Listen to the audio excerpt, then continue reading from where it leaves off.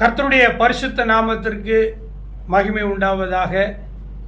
இன்றைக்கு 39வது நாள் என்று கணக்கிட்டு தேவனுடைய சமூகத்திலே நின்று ஜெபத்தோடு கர்த்தருடைய ஊழியக்காரனாகிய நான், பரலோக தொழிலாளியாக தேவனுடைய ஆவியானவரால் தெரிந்து கொள்ளப்பட்டதான நான் உங்கள் மத்தியிலே இந்த காணொளி மூலமாய் இறை நற்செய்தியை நான் கொண்டு வருவதிலே மிகுந்த சந்தோஷம் அடைகிறேன். இன்றைய தினத்திலே நான் அதிகாலையிலே ஜனங்களோடு, விசுவாசிகளோடு, என் குடும்பத்தாரோடு ஆண்டவருடைய நாமத்தை மகிமைப்படுத்தி கொண்டிருந்த பொழுது என்னுடைய ஆவியிலே நான் சற்று பலன் அடைந்து கர்த்தருடைய முகத்தை தரிசித்த பொழுது எனக்கு ஒரு வார்த்தை உண்டானது. நீங்கள் எசேக்கியேலில் பார்த்தீங்கன்னு சொன்னால், கர்த்தருடைய வார்த்தை அவனுக்கு உண்டாகி, கர்த்தருடைய வார்த்தை எனக்கு உண்டாகி என்று எழுதப்பட்டிருக்கும். அதுபோல தான் நம்மோடு கர்த்தர் அவருடைய வார்த்தையின் மூலமாய் பேசுகிறார். உங்களோடு கூட பேசியிருப்பாரு. என்ன பாஸ்டரையா, பிரதர், சிஸ்டர், கர்த்தர் உங்களோடு கூட அனுதினமும் பேசுகிறவராக இருக்கிறார். ஏன் அப்படின்னா, நாம் ஆராதிக்கிற கடவுள் இயேசு கிறிஸ்து பேசும் தெய்வமாய் இருக்கிறார். சரி, அப்போ கர்த்தருடைய வார்த்தை எனக்கு உண்டானது.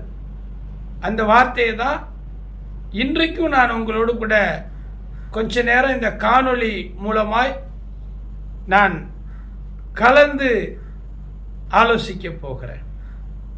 உங்களோடு கூட நான் பேச போகிறேன். என்ன தெரியுமா, இன்றைக்கு உலகத்தாராக இருக்கட்டும், அதாவது ஆண்டவரை, சத்தியத்தை அறியாதவர்களாக இருக்கட்டும், சத்தியத்தை அறிந்து இயேசு கிறிஸ்து யார் என்று அறிந்து மனம் திரும்பி பாவ மன்னிப்புக்கென்று ஞானஸ்தானம் எடுத்து ஏதோ ஒரு சபையில் தேவனால் நாட்டப்பட்டு அவருடைய பிரகாரங்களில் செழித்திருக்கக்கூடிய விசுவாசிகளாக இருக்கட்டும், அல்லது கர்த்தருக்காக தன்னை ஊழியக்காரனாக, முழு நேர ஊழியக்காரராய், பகுதி நேர ஊழியக்காரராய் அர்ப்பணித்து கொண்ட ஊழியர்களாக இருக்கட்டும், மிஷனரிகளாக இருக்கட்டும், நம்மில் அநேகர் நம்ம சொல்றது பெரும்பாலும் என்ன தெரியுமா, நிறைய சொல்றோம். எனக்கு கர்த்தருடைய வார்த்தை உண்டாகி ஒரு வசனம் கிடைத்ததுனால அதை அடிப்படையாக வச்சு சொல்றேன். பெரும்பாலும் என்ன சொல்றோம்னா, நிறைய கிடைக்கும்னு எதிர்பார்த்தேன், ஆனால் கொஞ்சமாக தான் எனக்கு கிடைச்சிது.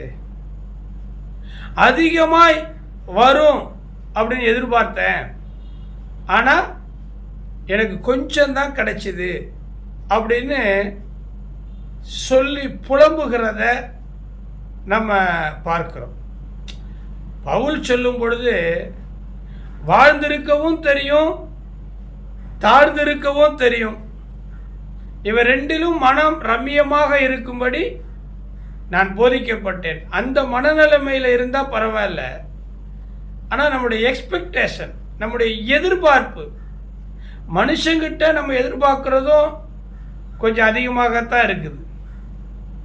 கடவுள்கிட்ட நம்ம எதிர்பார்க்குறதும் கொஞ்சம் அதிகமாக இருக்குது. நீங்கள் கூட நிறைய எதிர்பார்த்துக்கிட்டு இருக்கிறீங்க. எதிர்பார்த்து கொண்டு இருங்க, தப்பு இல்லை. ஆனால் அதுக்குன்னு சில விதிமுறைகள் இருக்குது. நீங்கள் எதிர்பார்க்கறது எல்லாம் மனுஷன் கொடுத்துட்டா அப்புறம் என்ன இருக்குது? நீங்கள் எதிர்பார்க்கறது எல்லாம் கடவுள் கொடுத்துட்டா அப்புறம் என்ன இருக்குது? கொஞ்சம் யோசிக்கணும். அப்பா தானே புள்ள கேட்குற எல்லாவற்றையும் கொடுக்க வேண்டியது தானே அப்படின்னு நீங்கள் சட்டம் பேசலாம். அரசாங்கம் தானே மக்களுக்கு எல்லாம் கொடுக்க வேண்டியது தானே. அரசாங்கத்துக்கு என்ன வந்துச்சு? பணமா இல்லை, அச்சடித்து பணத்தை வாரி வாரி கொடுக்க வேண்டியது தானே அப்படின்னு நீங்கள் நினைக்கலாம். அது அரசாங்கத்துக்குன்னு ஒரு சட்டத்திட்டம், ஒரு விதிமுறைகள் இருக்குது. நீதிபதி தானே வக்கீலை வச்சு சாட்சிகளை வச்சு வழக்காடுறமே, அப்புறம் என்ன தீர்ப்பு சொல்ல வேண்டியதானே. உங்களுடைய எதிர்பார்ப்பெல்லாம் நியாயம்தான், ஆனால் விதிமுறைகள்னு ஒன்று இருக்குதுல்ல. இறைவனும் அப்படி தான். கடவுள் தானே நான் கஷ்டப்படுறேனே, எனக்கு எவ்வளோ தேவை இருக்குது, என் பிள்ளைங்களுக்கு எவ்வளவு தேவை இருக்குது, கடவுள் கொடுக்க வேண்டியதானே. நான் எவ்வளவு எதிர்பார்த்தேன் கடவுள்கிட்ட இருந்து. பிரதர் சிஸ்டர், நீங்கள் எவ்வளவு எதிர்பார்க்குறீங்கிறது முக்கியம் இல்லை. நீங்கள் எதிர்பார்த்ததெல்லாம் கிடைக்கும், ஆனால் அதுக்கு தகுந்த மாதிரி நம்மளுடைய செயல் திட்டங்கள் இருக்குதான்னு கடவுளும் பார்ப்பாங்க, மனுஷனும் பார்ப்பாங்க, சட்டமும் பார்க்கும். எங்கள் அப்பா ஒரு விவசாயி. எங்கள் ஊரில் பெரும்பாலும் நெல் சாகுபடி பண்ணுவாங்க. கழனியில் நிலத்தில் நெல் நாற்று நட்டு நெல் விதைத்து அந்த நாற்றை பறித்து மறுபடியும் நட்டு அதை வளர செய்து அதை அறுவடை செய்து அரசாங்கத்தில் கொடுப்பாங்க, விற்பனை செய்வாங்க. அதுக்கு பிற்பாடு உளுந்து, பயிர், எள், சோளம் இப்படி நிறையா விவசாயிகள் செய்வாங்க. ஆனால் பிரதானமானது நம்ம சாப்பிட்ற பார்த்தீங்களா அந்த சோறு, அரிசி, அந்த நெல் விளைவாங்க. அப்போ நிறைய விவசாயிகள் என்ன செய்வாங்கன்னா, தன்னுடைய மனைவியினுடைய தாலியை கூட அடமானம் வச்சு விற்று அந்த விவசாயத்துக்காக நிறைய தண்ணி பாய்ச்சுவாங்க, உரம் போடுவாங்க, ராத்திரி பகலுமாய் போய் காவல் காப்பாங்க. ஏன்னா கஷ்டப்படுவாங்க விவசாயிகள். அதனால தான் விவசாயிகளுக்காக நாம் ஜெபிக்கணும். இன்றைக்கி நாம் சாப்பிட்டு உயிர் வாழ்கிறோம்னா அதுக்கு பிரதான காரணம் கடவுள், அதுக்கு அடுத்தது விவசாயிகள். இந்த நாட்டினுடைய மிக மிக முக்கியமானவர்களில் ஒருவர் விவசாயி. எங்கள் அப்பா ஒரு விவசாயி. எங்கள் கிராமம் முழுசும் நிறைய நெல் விளைவாங்க. அப்போ அந்த நெல் விளைந்த உடனே அது அவங்களுக்கு பணமாய் மாறுகிறது. அப்போ எங்கள் அப்பா சொல்லுவாங்க, நான் கஷ்டப்பட்டிருக்கிறேன்டா, உடல் உழைப்பு ரொம்ப கஷ்டப்பட்டிருக்கிறேன், நான் அம்மாவும் சேத்துலையும் தண்ணிலையும் வெயில்லையும் மழையிலையும் வயலில் இறங்கி ரொம்ப கஷ்டப்பட்டிருக்கிறேன், உடம்பெல்லாம் வலிக்குது, கொஞ்சம் கூட நேரம் இல்லைடா. அதனால் இந்த வருஷம் நல்ல விளைச்சல் வரும், நல்ல ஒரு மகசூல் வரும். இந்த வருஷம் விளையிற அந்த நெல்லை கடையில் போட்டுட்டு கவர்மெண்டில் கொடுத்துட்டு அதை பணமாக்கி வீடு கட்டிடலாம், நகை வாங்கிடலாம், கல்யாணம் பண்ணிடலாம், கடனை அடைச்சிடலாம், நாமளும் கொஞ்சம் நல்ல நிம்மதியாக இருக்கலாம் அப்படின்னு எல்லா விவசாயிகளும் எதிர்பார்ப்பாங்க. அதிகமாய் வரும் என்று எதிர்பார்ப்பாங்க. ஆனால் சில நேரத்தில் மழை வந்துடும், டெல்டா பாசனம் மழை வந்துடும், வந்து அந்த பயிரெல்லாம் நாசமாக போயிடும், அழுகிடும். அல்லது மழையே வராது, வெயில் வந்துடும், தண்ணி இல்லாமல் நிலம் வெடித்து பயிரெல்லாம் கருகி போகும். அல்லது பனி, விஷப்பனி, அது இந்த நெல்லெல்லாம் சத்துக்களை எடுத்துட்டு கருக்கா, விஷப்பனினால பைபிளில் போடுது கருக்காய் அப்படின்னு சொல்லுவாங்க. பார்க்குறதுக்கு நெல் மாதிரி இருக்கும், உள்ளார அந்த அரிசி இருக்காது. கடைசியில் அந்த விவசாயிகள் என்ன பண்ணுவாங்கன்னா, ச்சே அதிகமாய் வரும், 100 மூட்டை வரும்னு நினச்சேனே, ஆனால் 20 மூட்டை கூட வரலையே, என்ன பண்ணுவேன்னு சொல்லி ரொம்ப வருத்தப்படுவாங்க. அதிகமாக எதிர்பார்ப்பாங்க, ஆனால் அவங்களுக்கு கிடைச்சது கொஞ்சம். ஏன்? அதிகமாய் எதிர்பார்த்தது தப்பா? நீங்க அதிகமாய் எதிர்பார்க்கிறீங்களே அது தப்பா? அல்லது அதிகமாய் எதிர்பார்த்த ஒரு விவசாயிக்கு கொஞ்சம் தான் கிடைச்சதே அது தப்பா?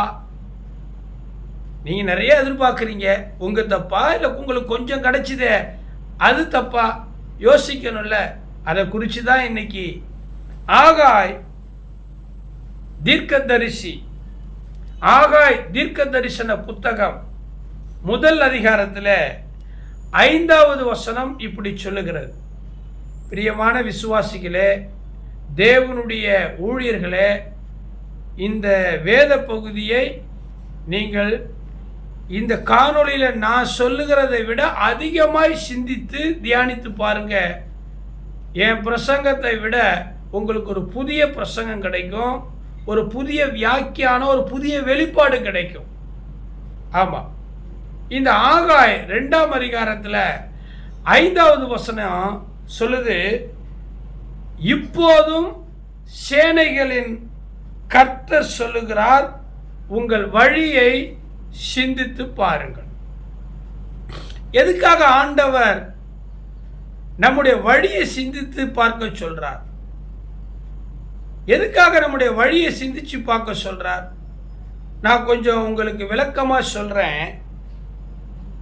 அதுல 9வது வசனம் என்ன தெரியுமா சொல்லுது? அதிகமாய் வரும் என்று நீங்கள் எதிர்பார்த்திருந்தும், அதிகமாய் நிறைய லாபம் வரும் இந்த பிசினஸ்ல, இந்த தொழிலில் எனக்கு அதிகமாய் வருமானம் வரும், லாபம் வரும், சபையில் கூட நிறைய ஆத்துமா வரும். ஒரு மீட்டிங் வைக்கிறோம், 10,000 ரூபா செலவு பண்ணி 1 லட்ச ரூபா செலவு பண்ணி ஒரு கன்வென்ஷன் வைக்கிறீங்க, 5000 நோட்டீஸ், ஸ்பீக்கர், வால் போஸ்ட், பேனர், நல்ல மொபிலைசேஷன், வாட்ஸ்அப் விளம்பரம், கன்வென்ஷன் நடத்துறீங்க. வருஷம் ஒரு 1000 பேர் வருவாங்க, ஒரு 5000 பேர் வருவாங்கன்னு நீங்கள் நினைக்கிறீங்க. ஆனால் ஒரு 200 பேர் தான் உங்கள் சர்ச்சைக்கு வர்றாங்க, உங்கள் கன்வென்ஷனுக்கு வர்றாங்க, உங்களுடைய ஊழியர்கள் கூட்டத்துக்கு வர்றாங்க. ஏன் குறைஞ்சிச்சு? பிரதர், அவங்களுக்கெல்லாம் சரியாக புரிதல் இல்லை பிரதர். அவங்களுக்கு என்ன தெரிய போகுது நம்மளுடைய பிரயாசம்? நான் எவ்வளோ கஷ்டப்பட்டு நோட்டீஸ் அடித்து இந்த வாட்ஸ்அப்பில் அனுப்பினேன் தெரியுமா? எத்தனை முறை எஸ்எம்எஸ் அனுப்பிச்சேன் தெரியுமா? அவங்களுக்கெல்லாம் அதனுடைய அருமை தெரியல பிரதர் அப்படி நம்ம சொல்லுவோம். இருக்கலாம், நானும் அந்த மனநிலையில் இருந்தவன் தான், இருக்கிறவன் தான். அருமை பெருமை தெரியாது, விசுவாசிகளுக்கு தெரியாது, ஊழியக்காரங்களுக்கு தெரியாது, இருக்கட்டும். ஆனால் ஏன் அப்படிங்கிறத நம்ம சிந்திக்கணும். இப்போதும் சேனைகளின் கர்த்தர் சொல்லுகிறார், உங்க வழியை நீங்கள் சிந்தித்து பாருங்கள். அதிகமாய் வரும் என்று எதிர்பார்த்திருந்தும் இதோ கொஞ்சம் கிடைத்தது அப்படின்னு அந்த ஆகாய் சொல்லுகிறார். எதனால? நீங்க 6வது வசனத்திலிருந்து கொஞ்சம் வாசிக்கலாம். நீங்கள் திரளாய் விதைத்தும் கொஞ்சமாய் அறுத்து கொண்டு வருகிறீர்கள். விதைக்கும் போது கண்ணீரோடு விதைக்கிறோம். சங்கீதம் 128 வாசிக்கிறோம், கண்ணீரோடு விதைக்கிறவன் கம்பீரத்தோடு அறுத்து கொண்டு தான் அறுத்த அரிகளை முதுகில சுமந்து கொண்டு வருகிறான். அதான் நியாயம் இல்ல? கஷ்டப்படுறீங்க, நல்லா ஜெபிக்கிறீங்க, உங்களுக்கு அதுக்கேட்ட பலன் கிடைக்கணுமா இல்லையா? பிரயாசப்படுகிறவனுக்கு அதுக்கேற்ற பலன் கிடைக்கணும்ல. பட் கிடைக்கலையே. ஏன் சிஸ்டர், ஏன் பிரதர்? உங்களுக்கு அதுக்கும் யோசிக்கணும்ல, என்ன மிஸ்டேக்கு? சரி, இந்த வசனத்தை வாசித்து முடிச்சிருவோம். நீங்கள் திரளாய் விதைத்தும் கொஞ்சமாய் அறுத்து கொண்டு வருகிறீர்கள். நீங்கள் புசித்தும் திருப்தியாகவில்லை, குடித்தும் பரிபூர்ணம் அடையவில்லை, நீங்கள் வஸ்திரம் உடுத்தியும் ஒருவனுக்கும் குளிர் விடவில்லை. கூலியை சம்பாதிக்கிறவன் பொத்தலான பையில போடுகிறவனாய் அதை சம்பாதிக்கிறான். இப்படி 6வது வசனத்தை சொல்லிட்டு 5வது வசனத்தில் சொன்னது போலவே 7வது வசனத்திலையும் அவர் சொல்றாரு, உங்கள் வழிகளை சிந்தித்து பாருங்கள். வழி, நீங்க போற வழி சரிதானா? நீங்க ஒரு குறிப்பிட்ட ஊருக்கு போகணும், ஏதோ ஒரு பஸ்ஸில் ஏறி உட்காந்துக்கிட்டு கண்டக்டர்கிட்ட நீங்க போக வேண்டிய ஊருக்கு ஒரு டிக்கெட்டு கேட்டா கண்டக்டர் கொடுக்க முடியுமா? அந்த டிரைவர் உங்களுக்காக வேற வழியில போற பஸ்ஸை உங்க வழியில கொண்டு போக முடியுமா? சட்டத்தில் இடம் இருக்கா? இல்லை பிரதர், நான் பஸ்ஸில் ஏறிட்டேன், காசு இருக்குது, நீங்க டிக்கெட் கொடுக்கணும், நான் போற ரூட்ல தான் இந்த பஸ் போகணும், இந்த ட்ரெயின் போகணும், இந்த கப் இது நல்லது இல்லை. உங்க வழியை சிந்தித்து பாருங்க. ஆண்டவர் சொல்றார் எரேமியாவை கொண்டு, வழியில் நின்று, எப்படியா நீ போகக்கூடிய வழியில நின்று பூர்வ பாதை எது என்று விசாரித்து அதுல நட, அப்பொழுதுதான் உன் ஆத்துமா இளைப்பாறுதலுக்கு கிடைக்கும்.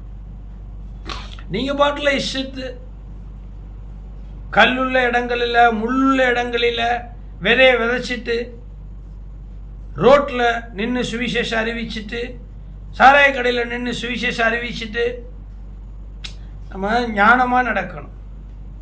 நான் கூட சுவிசேஷம் அறிவிக்கிறேன், கிராமத்தில் போயிட்டு சுவிசேஷம் அறிவிக்கிறேன். ஏன் இந்த சமூக வலைதளங்கள், இந்த காணொளி மூலமாக பல வருஷமாய் சுவிசேஷம் அறிவிக்கிறேன். சுவிசேஷத்தை எங்கே, யாருக்கு, எப்போ, எதன் மூலமாக, எப்படி அறிவிக்கணுமோ அப்படி அறிவிக்கணும். இடம், பொருள், ஏவல். நீங்க சொன்ன தப்பா எடுத்துக்கூடாது. வழியில நின்று பூர்வ பாதை எது விசாரித்து அதை நடங்க. பஸ் ஸ்டாண்ட்ல நிக்கிறீங்க, ஊருக்கு போறீங்க, இந்த பஸ் அந்த ஊருக்கு போகுமா? இந்த பஸ் அந்த பஸ் ஸ்டாண்ட்ல நிற்குமா? இந்த ஊர்ல இருந்து இந்த ஊருக்கு போறதுக்கு எவ்வளவு டிக்கெட் ஃபேர், இதெல்லாம் விசாரிக்காம நான் ஊருக்கு போகணும், நான் ஊருக்கு போயே ஆகணும், எந்த பஸ்ஸா இருந்தானே அந்த பஸ் ஸ்டாண்ட்ல நிற்க வேண்டியதானே. சார், உங்களுக்குன்னு ஒரு ரூல்ஸ் இருக்கும்போது கடவுளுக்குன்னு ஒரு சட்டம் இருக்காதா? உங்களுக்குன்னு ஒரு சட்டத்திட்டங்களை நீங்க எதிர்பார்க்கும் போது சட்டம் அரசாங்கத்துக்குன்னு யார்? இதெல்லாம் நீங்க சும்மா மூடர்களை போல கர்த்தருடைய பிள்ளைகள், கர்த்தருடைய பிள்ளைகள் மட்டுமில்லை, யாரா இருந்தாலும் அப்படி செய்யக்கூடாது. வழியில நின்று பூர்வ பாதை எது என்று விசாரித்து அதுல நீங்க நடங்க. அப்பதான் உங்க ஆத்மாவுக்கு இளைப்பாறுதல் கிடைக்கும். நல்ல நிலத்தில் விதைக்கணும்.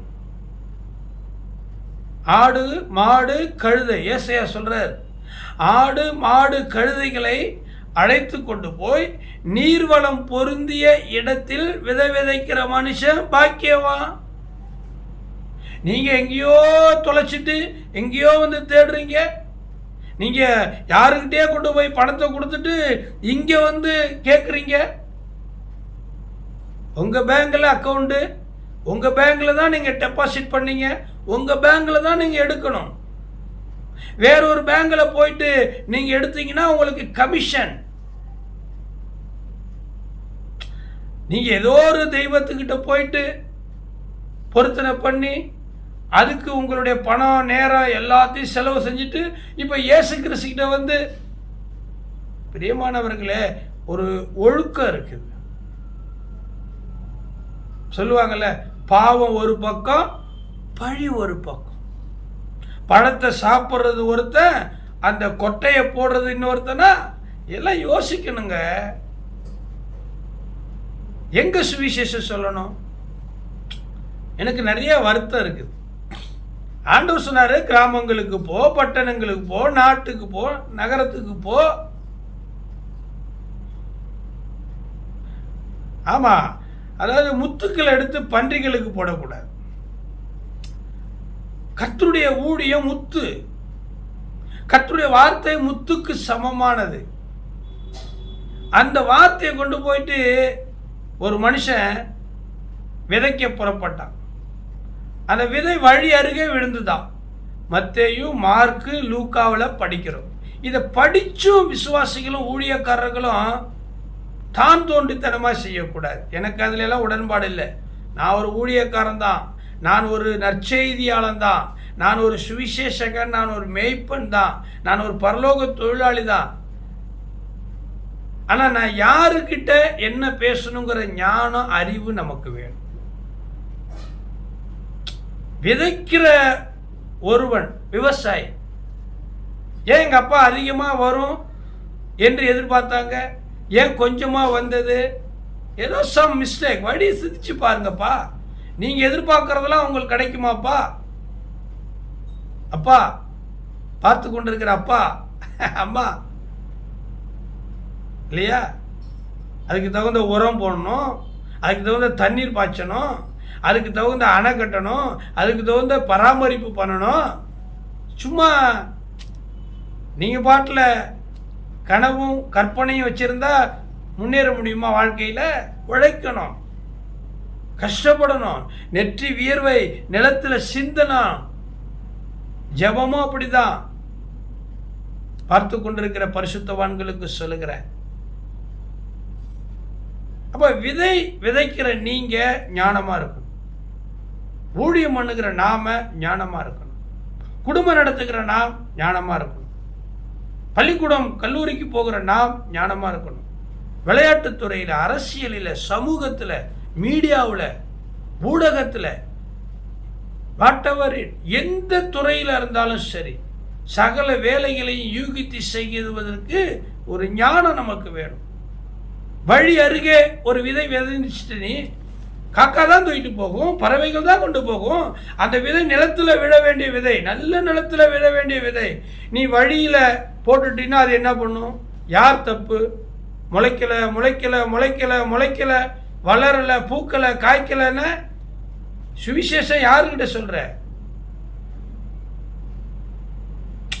ஊதுற சங்க ஊதி வைப்போம், எப்போ வேணா விடியட்டும் அப்படிங்கிறதெல்லாம் இது மூடர்கள் பலியிடுகிறது. இப்படியெல்லாம் நம்ம செய்யக்கூடாது. கற்பாறையின் மேலே விதைக்கிற, முள்ளுள்ள இடங்களில் விதைக்கிற, விதைச்சிட்டு செலவு பண்ணனே, பிரயாசப்பட்டனே, நான் அப்படி பண்ணனே, நான் இப்படி பண்ணனே, கடைசியில் எனக்கு ஒன்றுமே இல்லையே. உன் பணத்தை எங்கே டெபாசிட் பண்ணோம்?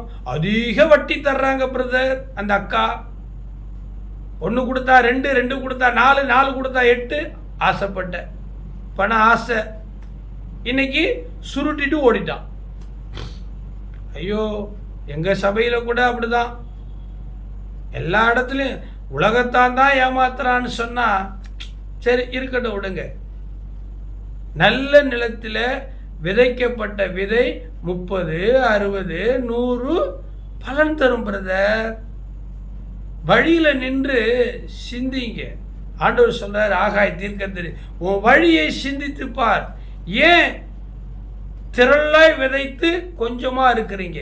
ரொம்ப நேரம் ஜெபம் பண்ணுறீங்க, நல்லா ஊழியம் பண்ணுறீங்க, ரட்சிக்கப்பட்டு பல வருஷம் ஆச்சு. என்ன மிஸ்டேக்கு?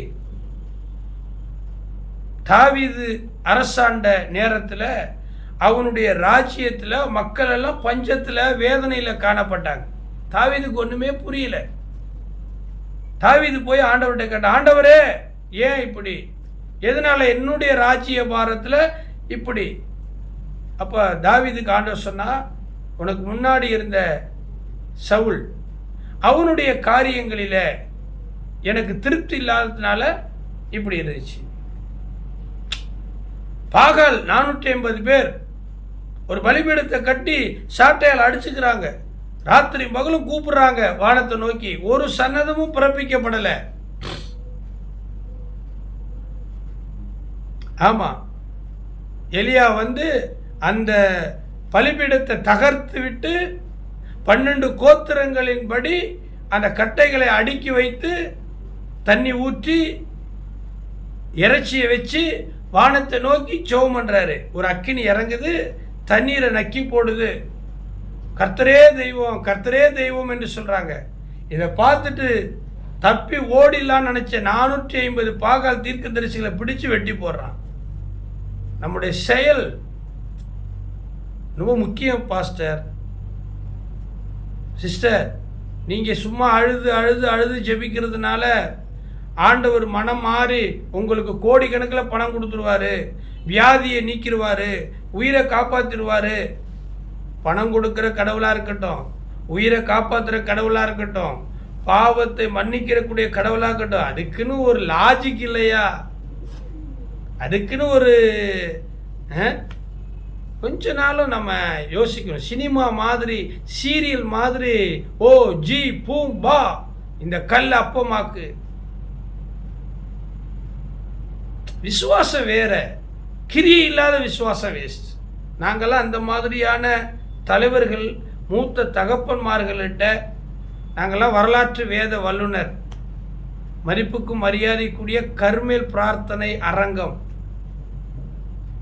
தகப்பன் முனைவர் போதகர் ராபர்ட் சைமன் ஐயா அவர்களை போன்றவர்களிடத்தில் கர்த்தருக்குள்ள நித்திய வாழ்வு வாழுகிற மேதகு பேதகர், மேதகு போதகர் பிஷப் சிஸ்வா பிரகாசன் அண்ணங்கிட்ட சத்தியத்தை பயின்றவர்கள், தளபதி சாம் ஜெயபால் அண்ணன், பிரதாப் சிங் ஐயா, இப்படி நிறைய பரிசுத்தவான்களுடைய செய்தியை கேட்டு அவங்களுடைய ஆலோசனையில எல்லாம் நாங்கள் டிஜி ஜோஷுவா, சில பேரை மட்டும் நான் சொல்கிறேன், நிறைய பரிசுத்தவான்கள் இருக்கிறாங்க. அதனால் எங்களுக்கு சும்மா அந்த கண்மூடித்தனமாக நாளைக்கே நாளைக்கே நாளைக்கே கர்த்தர் உன்னை ஆசீர்வதிக்கிறார், உன் கடன் 10 லட்சம் ரூபா நாளைக்கே மறையுது, நீ கோடீஸ்வரனாக இருப்பாய், இப்படியெல்லாம் எனக்கு பேச தெரியாது. வழியை சிந்திச்சு பார். மார்க் வரலையா, ஃபெயில் ஆகிட்டியா, என்ன காரணம், எந்த சப்ஜெக்டில் நீ வீக்கு, அதில் டியூஷன் எடு, அதில் ஆழமாக உன்னுடைய கவனத்தை செலுத்து. அதை தான் நான் சொல்லிக் கொடுப்பேன். பேனாவை கொண்டு வா, அதில் இயேசுவின் ரத்தத்தை நிரப்புகிறேன் எழுது. மக்கு பய படிக்கவே படிக்க மாட்டான், பள்ளிக்கூடத்துக்கு போக மாட்டான், அவன் அந்த பேனாவில் ரத்தத்தை ஊற்றி எழு. ப்ளீஸ் ப்ளீஸ் என்ன மன்னிச்சிருங்க. மலேசியாவில் நான் ஒரு ஊழியத்துக்கு போயிருந்தேன். மலேசியாவில் ஒரு அருமையான மூத்த தகப்பன் ஸ்டீஃபன் ஐயா, மூத்த தகப்பனார், நல்ல அருமையான முதல்ல அந்த ஐயாவை சந்திக்கிறேன். ரிவைவல் ஹார்வெஸ்ட் சர்ச், மலேசியாவில் ஜொஹூர்பூர், சிங்கப்பூருக்கு பக்கத்தில் ஸ்கூடாய் அப்படிங்கிற அந்த பகுதியில் அந்த சர்ச் இருக்குது. மாடி மேலே அருமையான ஒரு பாஸ்டர், நல்ல அருமையான ஒரு தேவ மனிதர் பால் மனோகர் அண்ணா, நன்றி. அந்த பால் மனோகரன் அண்ணன் அவர்களுடைய சொந்தக்காரங்க அக்கா மகன் பாஸ்டர் மோசஸ், பாஸ்டர் அன்பு, பாஸ்டர் ஜேக்கப் குணா, இவங்களுக்கு தலைமை போதகராய் மரியாதைக்குரிய ஐயா ஸ்டீஃபன் ஐயா இருக்கிறாங்க. ஆமாம், என்னை அந்த சர்ச்சில் ரெக்கமெண்ட் பண்ணி பிரசங்கத்துக்கு பாஸ்டர் பால் மனோகரன் அண்ணன் அனுப்புகிறாங்க. என்னை யார் அழைச்சிட்டு போகிறது? யார்? சாரதி, தேரோட்டி, அன்பு சகோதரர் பாலு. பாலு சகோதரர் என்ன அவருடைய வாகனத்தில் அவரே டீசல் போட்டுக்கிட்டு அவரே எனக்கு சாப்பாடு வாங்கி கொடுத்து எனக்கு நிறைய உதவிகளை செஞ்சு அங்கே அழைச்சிட்டு போகிறார். அன்றைக்கி 2 சபையில் மீட்டிங். அப்போது நாங்கள் போன உடனே முதல்ல நான் போகிறேன். அதான் முதல்ல அந்த ஸ்டீஃபன் ஐயாவை பார்க்குறேன், பாஸ்டர் மோசஸ், அன்பு சகோதரி பாஸ்டர் அம்மா அன்பு, ஜேக்கப் குணா, அவருடைய மனைவி, வாலிப பிள்ளைங்களாம் பார்க்குறேன். ஆலயம் ரொம்ப அந்த பேருக்கு மேல் ரிவைவல் ஹார்வெஸ்ட், ஒரு எடுப்புதல் அறுவடை. அந்த சபை ரொம்ப நல்லா இருந்துச்சு. அந்த டெக்கரேஷன், அந்த லொக்கேஷன், தேவ பிரசன்னம் இருந்துச்சு. அப்புறம் பாலு பிரதர் என்னை அறிமுகப்படுத்தி விட்டாங்க. அப்புறம் நான் பிரசங்கம் பண்ண என்னை கூப்பிட்டாங்க.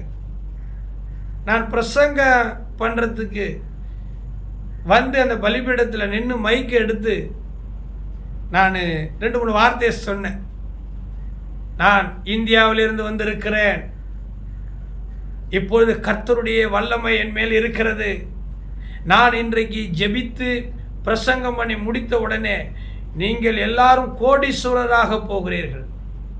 மலேசியாவிலே இருக்கக்கூடிய நல்ல விலை உயர்ந்த காரு, 2 கார் 3 கார் உங்கள் வீட்டு வாசலில் நிற்க போகிறது. நீங்கள் எல்லாரும் பல லட்சம் ரூபாய் மதிப்புள்ள சொந்த வீடு வாங்க போகிறீர்கள். நிறைய பேருக்கு வேலை கிடைக்க போகுது, வியாபாரம் பெருக போகுது, வியாதியெல்லாம் இப்போவே உங்களை விட்டு நீங்க போகுது. நீங்கள் லட்சாதிபதியாக போகிறீங்க. பாருங்க, நான் சொல்கிறேன், இதை சொல்லிக்கிட்டே இருக்கும்போது கை தட்டுறாங்க, கை தட்டுறாங்க, கை தட்டுறாங்க, ஆவியில் நிரம்புறாங்க. பிரியமானவர்களே, எல்லாம் ஒரு 5 நிமிஷம் அந்த லட்டு லட்டா வாக்குத்தத்தத்தை சொல்லிக்கிட்டே, வாக்குத்தத்தம் இல்லை, அபிலாஷைகள் சொல்கிறேன், சொல்லிட்டு கொஞ்ச நேரம் மூச்சு விட்டு இப்படியெல்லாம் சொல்லுகிற ஆவியானவர் எனக்குள்ள இல்லைங்க, இது மாதிரிலாம் எனக்கு சொல்ல தெரியாது, என் ஆவியானவர் இப்படியெல்லாம் உங்களுக்கு சொல்லலை அப்படின்னு சொன்ன உடனே இந்த பலூன் இவ்வளோ பெருசாக இருக்கும் பாருங்க, அதில் காற்று போனால் எப்படி புஷ்ஷுன்னு ஆகிடும். அதுபோல் நான் ஏமாத்தலை, அவங்கள உணர்வு பூர்வமாய் கொண்டு வர நல்ல தகப்பன் ஸ்டீஃபன் ஐயா. ஐயா ஸ்தோத்திரம் ஐயா. பாஸ்டர் மோசஸ், பாஸ்டர் அன்பு, பாஸ்டர் ஜேக்கப், குணா சகோதரி, கர்த்தர் உங்களை ஆசீர்வதிப்பார். அதுக்கு பிற்பாடு அந்த நோவா தன்னுடைய குடும்பத்தை காப்பாற்றுறதுக்கு என்னென்ன காரியம் செஞ்சாருங்கிறத சொன்ன ரொம்ப மகிழ்ச்சியாக இருந்துச்சு. பிரியமானவர்களே, எனக்கு மற்ற பிரசங்கியாளரை போல, நான் பிரசங்கியாளரை கூட சொல்ல, நான் எப்படி கமாலியலின் பாதத்தில் உட்கார்ந்து சத்தியத்தை கற்றுக்கொண்ட அந்த அப்போஸ்தலன் பேசினாரோ அதே போல் நான் சொல்கிறேனே, பிஷப் மாப்பிரகாஷ் ஐயா, அண்ணன் ராபர்ட் சைமன் ஐயா, தளபதி சாம் ஜெய், இந்த மாதிரியான சில மூத்த பரிசுத்தவான்களிடத்துலையும், சாம் சுந்தரம் ஐயா, அதுபோல் அருள்ராஜ் அண்ணன், அதுபோல் நிறைய ஜான் ஜோசப் அண்ணன், இவங்களாம் சில ஊழியக்காரங்க இறந்துட்டாங்க. அதனால் சும்மா இந்த கண்மூடித்தனமாக இந்த கிளி ஜோசியம் பார்க்குற மாதிரிலாம் எனக்கு சொல்ல தெரியாது. ஆமாம், பேனாவில் இங்கு தாங்க நிரப்ப முடியும். ரேசுவின் ரத்தத்தை நிரப்பி எழுதி மக்கு பைய, பள்ளிக்கூடம் போகாதவன், படிக்காதவன் எப்படி 100 மார்க் வாங்குவான்? ஈசாக்கு அந்த தேசத்தில் விதை விதைத்தான், கர்த்தர் அவனை ஆசீர்வதித்தார், அவன் 100 மடங்கு ஆசீர்வாதம் பெற்றானா அவன் என்ன கஷ்டப்பட்டான்? நோகாம நொங்கு திங்கணும், நோ பெயின் நோ கெயின். அப்போ நீங்க திரளாய் விதைத்து கொஞ்சமாய் அறுக்கிறீங்க, ஏன் புசிக்கிறீங்க, சாப்பிட்றீங்க, திருப்தி இல்லை, ஏன் நல்ல தண்ணி குடிக்கிறீங்க, பரிபூர்ணம் அடையலை, ஏன் நல்ல நல்ல விலையேறப்பட்ட வஸ்திரங்களை உடுத்துறீங்க ஆனால் குளிர் விடலை, ஏன் கஷ்டப்பட்டு நாயா மாடா உழைக்கிறீங்க, சம்பாதிக்கிறீங்க, ஆனால் அந்த பணம் பொத்தல் பையில் போடப்பட்டது போல் உங்களுக்கு நிற்கலை, சேஃப்டி இல்லை, பேங்கில் பேலன்ஸ் இல்லை. ஆமாம், 1ஆம் தேதி சம்பளம் வாங்கினா 5ஆம் தேதியே இன்னொரு கிட்ட கடன் வாங்க வேண்டிய நிலைமை வருது. ஏன் சிந்திச்சு பார்க்கணும்ல. பிரியமானவர்களே, அங்கே சொல்லுகிறது 8, நீங்கள் மலையின் மேல் ஏறி போய் மரங்களை வெட்டி கொண்டு வந்து ஆலயத்தை கட்டுங்கள், அதன் மேல் நான் பிரியமாயிருப்பேன், அதனால் என் மகிமை விளங்கும் என்று கர்த்தர் சொல்லுகிறார். இந்த ஜனத்தை எனக்கென்று ஏற்படுத்தினேன், என் பின்னேவா மனுஷரை பிடிக்கிறவர்களாக்குவேன்னு பேதுருவையும் பேதுருடைய சகோதரனையும் ஆண்டவர் கூப்பிட்டார். அப்படியே வலைய விட்டு வந்துட்டாங்க, அப்போஸ்தலராய் மாறிட்டாங்க. வரங்கள், வல்லமை, பேய் ஓடுது, பிசாசு ஓடுது. பிரசங்கத்தில் 500 பேர், 5000 பேர், 3000 பேர் ரட்சிக்கப்பட்டு சபையில் சேர்க்குறாங்க. ஆனால் அதே பேதுருவும் சகோதரனும் மறுபடியும் பழைய குருடி, கதவு திருடிங்கிற மாதிரி மீன் வேலைக்கு போயிருந்தா முடியுமா? ஊழியன்னா கஷ்டம், நஷ்டம், குடும்பம்னா பிரச்சனைகள், போராட்டம் எல்லாம் வரும். அதான் குடும்பம். நீ போயிட்டு அப்படி இப்படி சொன்னா முடியுமா? யோசனை பண்ணி பாருங்க. நீங்க கர்த்தருக்காக அழைக்கப்பட்ட நீங்க சபையில் ஒரு மூப்பர், ஒரு டீக்கன், ஒரு தலைவர், ஒரு விசுவாசி, நீங்கள் செய்ய வேண்டிய வேலையை சரியாக செய்யுங்க.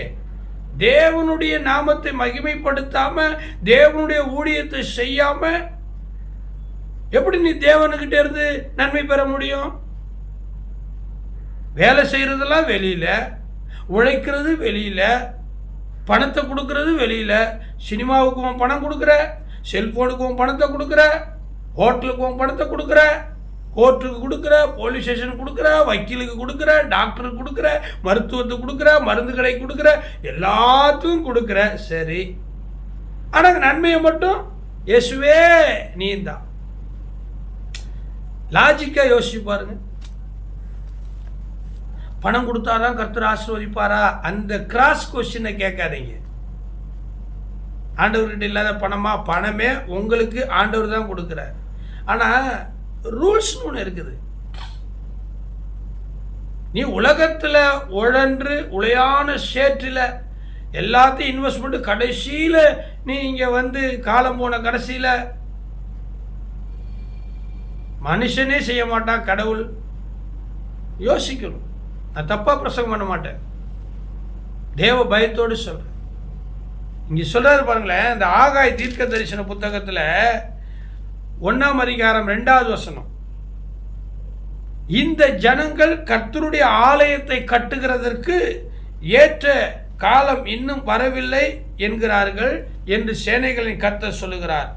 ஆனாலும் ஆகாய் என்னும் தீர்க்கதரிசியின் மூலமாய் கர்த்தருடைய வார்த்தை உண்டாகி அவர் சொல்லுகிறார், இந்த வீடு பாழாய் கிடக்கும் போது நீங்கள் மச்சு பாவப்பட்ட உங்கள் வீடுகளில் குடியிருக்கும்படியான காலம் இதுவா? தேவனுடைய ஆலயம் தானங்க நமக்கு ரட்சிப்பு, ரட்சிக்கப்பட்டவங்களுடைய சேர்ப்பு, பாவ மன்னிப்பு, விடுதலை. யோசனை பண்ணி பாருங்க. தேவனுடைய ஆலயத்துக்கு உங்களால் ஒன்றும் பண்ண முடியல. தேவனுடைய ஆலயத்துக்கு வர முடியல, துதிக்க முடியல, சோத்தரிக்க முடியல. பெத்த தாய் தகப்பனுக்கு, கட்டின மனைவி புருஷனுக்கு, பெத்த பிள்ளைங்களுக்கு ஒன்றும் செய்ய முடியல.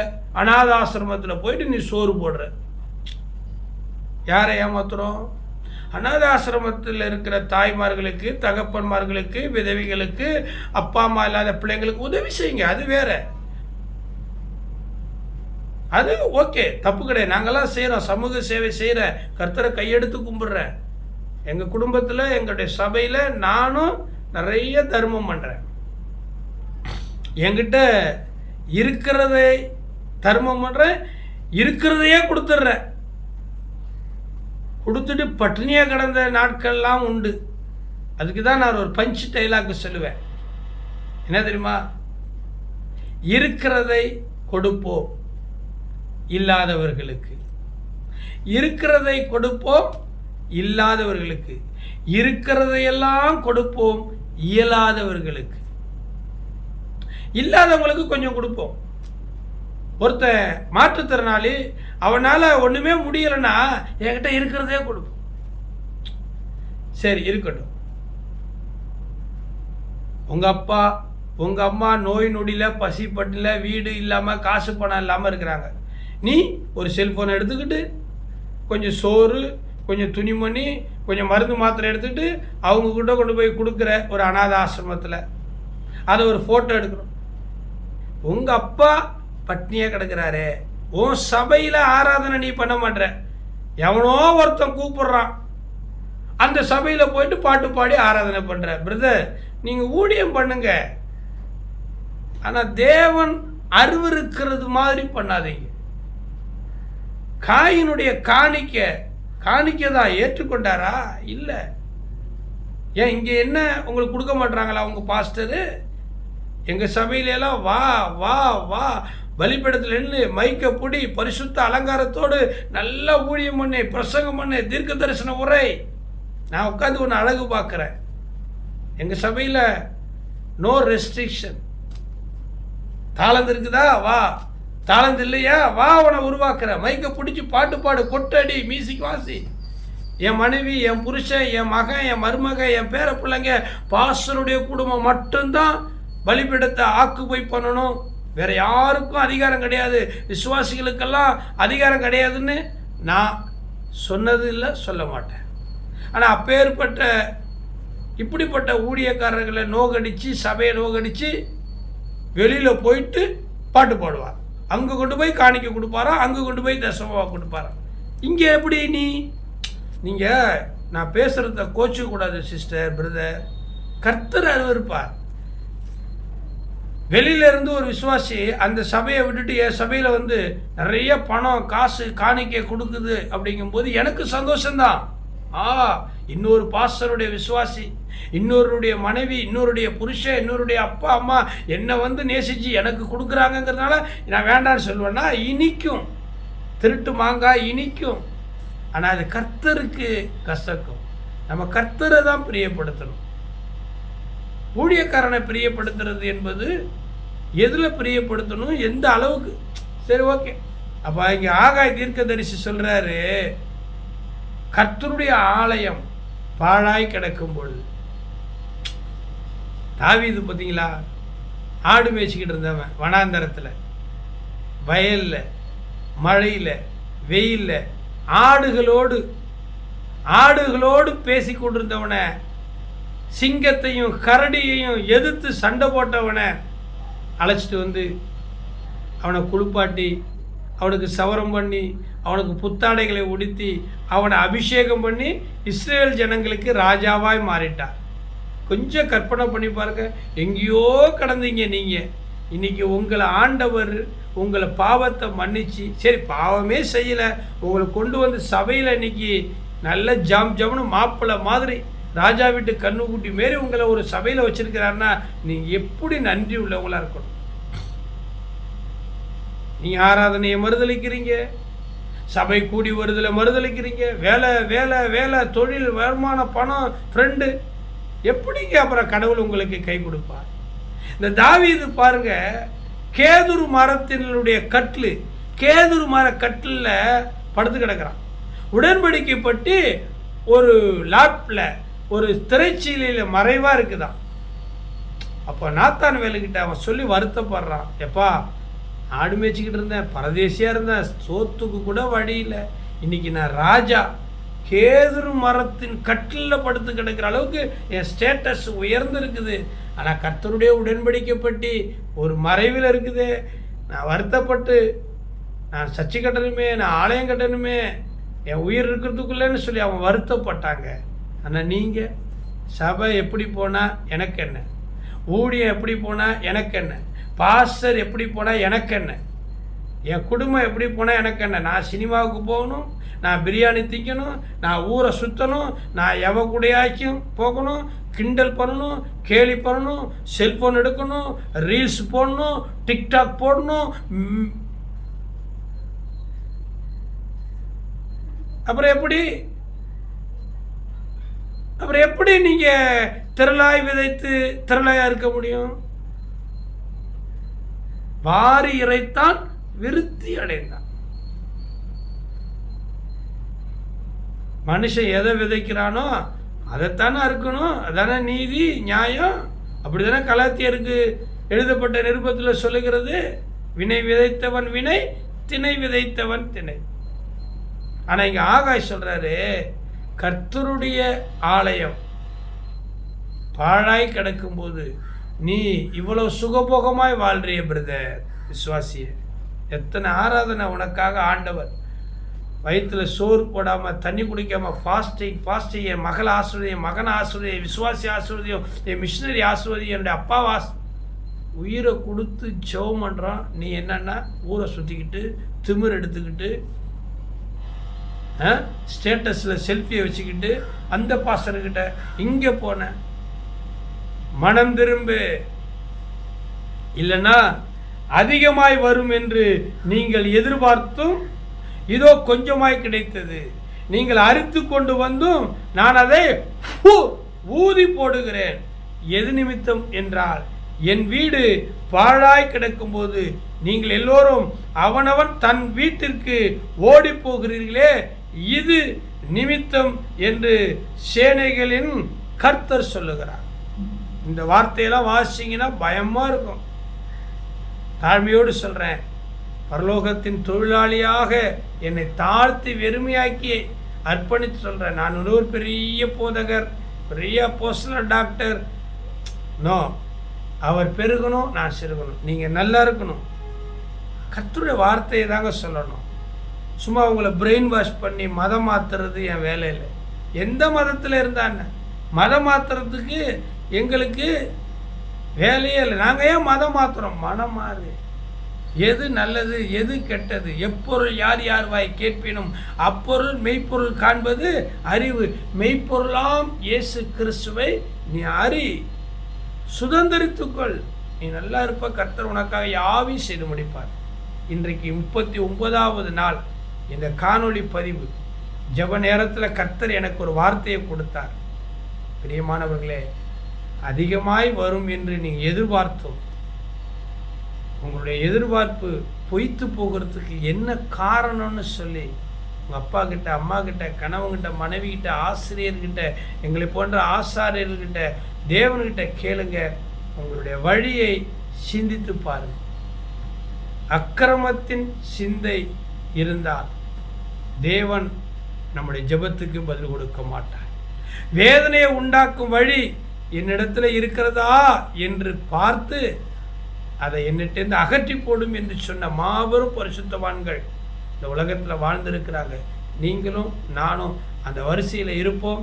மீண்டும் உங்களை நல்ல வழியில் பார்க்குறேன். கர்த்தர் ஆசீர்வதிப்பார். God bless you.